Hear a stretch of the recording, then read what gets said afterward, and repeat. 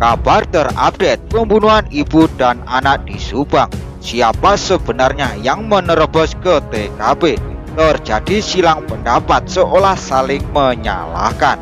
Namun sebelum lanjut, jangan lupa subscribe di channel ini agar kalian tak ketinggalan berita terbaru. Jika sudah, mari kita lanjut ke videonya. Diketahui baru-baru ini banyak pertanyaan apakah Danu atau Yosep yang masuk ke TKP, karena kedua pihak mengklaim bukan yang pertama masuk TKP dengan menerobos garis polisi. Pihak Yosep menyebut Danu sudah jelas yang menerobos karena diakuinya seperti yang diungkapkan penasihat hukumnya. Namun Danu berkilah bukan keinginan sendiri untuk masuk ke TKP, tetapi disuruh seorang banpol. Dirinya justru balik menuduh bahwa Yosep yang pertama kali masuk ke TKP setelah pemakaman jenazah korban tersebut.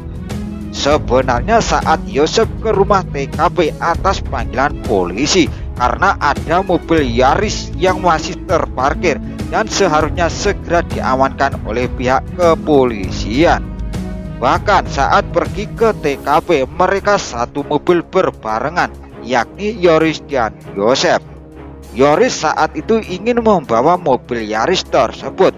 Yosep pun tidak keberatan karena memang Yoris juga masih sebagai anak Yosep. Saat itu yang masuk ke rumah TKP juga bukan Pak Yosep, tapi Pak Mulyana. Dan sedangkan Pak Yosep ada di luar rumah TKP, ujar kuasa hukum Yosep Rohman Hidayat. Sementara itu, seiring perkembangan antara anak dan bapak itu malah bersih tegang seolah saling menyalahkan. Di antara mereka hingga kini bersih tegang saling menyalahkan. Ini Yoris dan Danu satu suara, sedangkan Yosep berbeda sendiri. Dari situlah terjadi silang pendapat seolah saling menyalahkan. Yosep menyalahkan Yoris dan Danu, kemudian Danu dan Yosep sebaliknya. Pihak Yosep mensinyalir karena adanya ulah Danu dan banpol yang masuk ke TKP sehingga barang bukti menjadi hilang dan rusak. Diketahui juga serangan pula dilontarkan pihak Yosep dengan menyebut Yoris temperamen, sempat mengejar dengan bawa golok dikarenakan Yosep kepergok membonceng Ibu Mimin.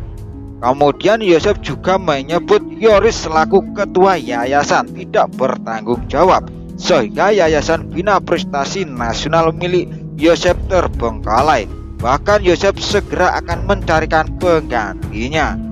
Terima kasih telah menonton videonya. Jangan lupa subscribe, like, dan komen. Sampai jumpa di video selanjutnya.